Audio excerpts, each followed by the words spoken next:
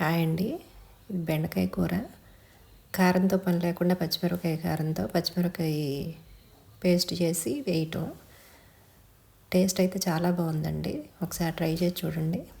బెండకాయలు తాలింపులో వేసిన తర్వాత మనం తినగలిగినంత కారం పచ్చిమిరపకాయలు వేసుకొని, వెల్లిపాయ జీలకర్ర వేసుకొని, కొత్తిమీర కరివేపాకు కూడా అందులో వేసి కొంచెం సాల్ట్ వేసి ఆ పేస్ట్కి మిక్సీ పెట్టేసానండి.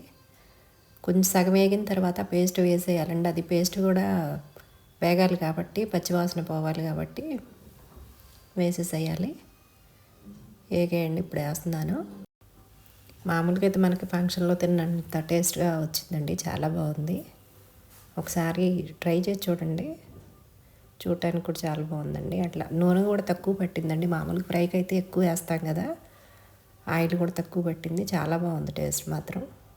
నచ్చితే ట్రై చేయండి. సబ్స్క్రైబ్